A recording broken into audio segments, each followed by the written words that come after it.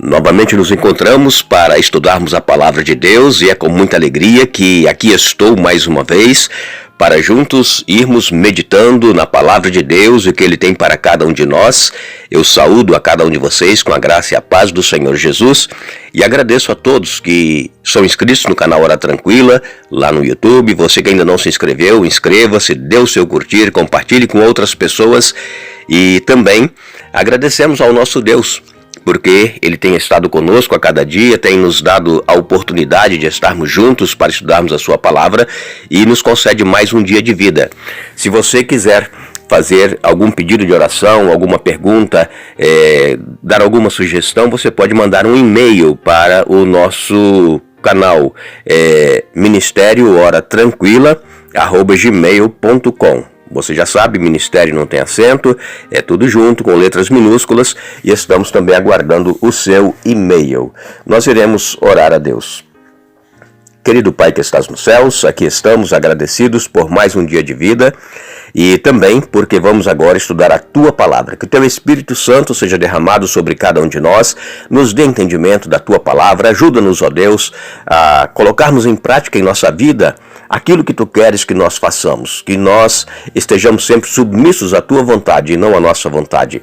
Abençoe a cada irmão, amigo, onde quer que esteja, aqueles que estão passando por lutas, dificuldades, problemas, enfermidades, desempregos, enfim, Senhor Deus, Tu conheces cada ouvinte, onde quer que esteja, as suas necessidades.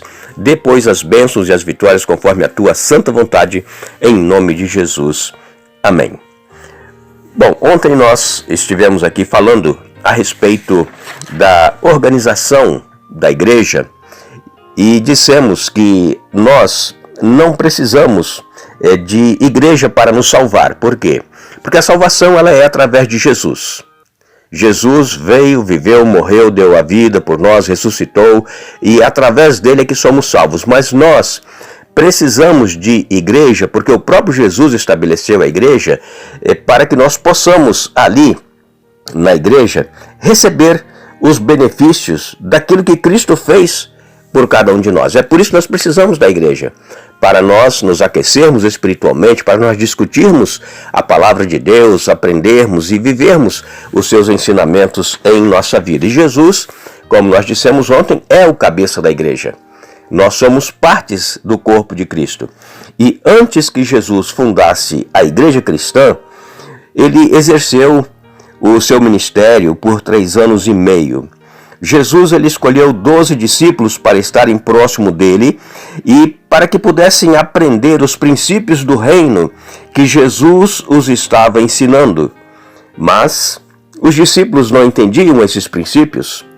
Eles disputavam entre si quem seria o maior, quem teria mais poder. E isso desagradava a Jesus. Isso não deixava Jesus feliz, porque eles não estavam entendendo qual a missão que Jesus veio realizar e o reino que ele veio estabelecer, o reino espiritual, e não o reino terrestre como eles pensavam. Em Marcos capítulo 9, Marcos 9, 33 e 34, lemos: Tendo eles partido para Cafarnaum, estando ele em casa, interrogou os discípulos: De que é que discorríeis pelo caminho? Mas eles guardaram silêncio, porque pelo caminho haviam discutido entre si sobre quem era o maior. Havia disputa entre os discípulos.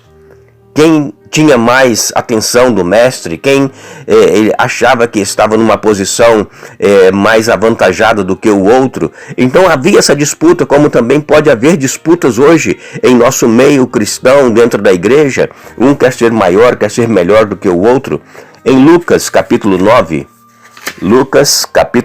no verso 46, nós lemos: Lucas 9, 46. Levantou-se entre eles uma discussão sobre qual deles seria o maior. Isso desagradava muito a Jesus. Essa disputa sempre houve durante os 3 anos e meio do ministério de Jesus, até mesmo na hora da ceia, antes de Jesus ir para o Getsêmani, para ser entregue aos soldados romanos. Eles estavam ali disputando entre eles quem seria o maior. Ninguém queria se humilhar e lavar os pés uns dos outros ali. Mas Jesus se humilhou. Jesus então cingiu-se com a toalha, tomou a bacia com água e começou a lavar os pés aos discípulos. Vejam, amigos e irmãos, Até mesmo quando eles estavam tomando a última ceia juntos, esse sentimento era muito evidente entre os discípulos. Lucas capítulo 22, Lucas 22, verso 24, nós lemos: suscitaram também entre si uma discussão sobre qual deles parecia ser o maior. Mesmo ali na Páscoa, mesmo ali na hora da ceia, eles estavam ainda disputando quem é que seria maior. E certa ocasião, Jesus precisou expressar claramente as suas ideias sobre liderança espiritual entre o seu povo. Em Mateus, no capítulo 20, Mateus capítulo 20, versos 25 a 28, lemos: então Jesus, chamando-os, disse: sabeis que os governadores dos povos os dominam e que os maiorais exercem autoridade sobre eles. Não é assim entre vós, pelo contrário, quem quiser tornar-se grande entre vós, será esse o que vos sirva. E quem quiser ser o primeiro entre vós, será o vosso servo. Tal como o Filho do Homem, que não veio para ser servido, mas para servir e dar a sua vida em resgate por muitos. Jesus precisou expressar claramente as suas ideias para os seus discípulos. Estavam disputando. A mãe de Tiago e João queria que Jesus colocasse um à direita e outro à sua esquerda. E Jesus falou assim: olha, vocês sabem muito bem essas autoridades que vocês conhecem. Eram os romanos que dominavam. Os judeus eram submissos. Mas ele falou assim: eu não vim para estabelecer essa autoridade. Aquele que quiser ser o maior no reino, este será o que vos sirva, será o menor. Primeiro, amigos e irmãos, Jesus falou da autoridade dos romanos, que os discípulos conheciam bem como era a autoridade deles. Depois, Jesus então falou de uma nova modalidade de autoridade. Jesus apresenta a autoridade para servir, autoridade para ser escravo. Essa é a autoridade do cristão. Nós não estamos na igreja para ser maior nem melhor do que ninguém.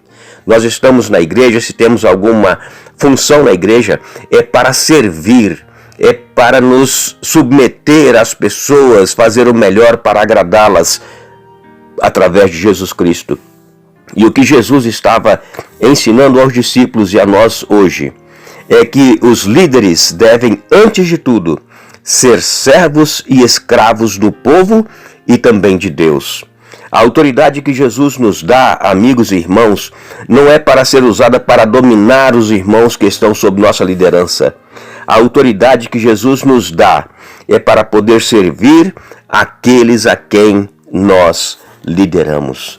É isso que nós precisamos entender. Ainda hoje, como naquela ocasião, os discípulos disputavam entre eles quem seria o maior, quem é que tinha proeminência entre os demais, quem se sobressaía melhor do que os outros. Hoje também existe isso dentro das nossas igrejas, infelizmente. Muitas pessoas querem obter cargos para se achar melhor e em situação melhor do que os demais irmãos. Mas aqueles que são colocados como líderes em nossas igrejas devem ter em mente que a liderança é para servir, não só a Deus, mas principalmente aos nossos irmãos que estão ali necessitando do nosso auxílio, da nossa ajuda. Que Deus nos abençoe, que Deus nos ajude a nos rendermos a Jesus completamente, deixar que Ele faça em nós a sua vontade e não a nossa vontade, e que possamos estar sempre prontos a servir, porque o nosso maior exemplo veio para servir e não para ser servido. Que Deus nos abençoe, que Deus nos dê um bom dia. Vamos voltar amanhã dando sequência a este estudo, mas lembre-se, buscai, pois, em primeiro lugar o reino de Deus e a sua justiça, e as demais coisas vos serão acrescentadas.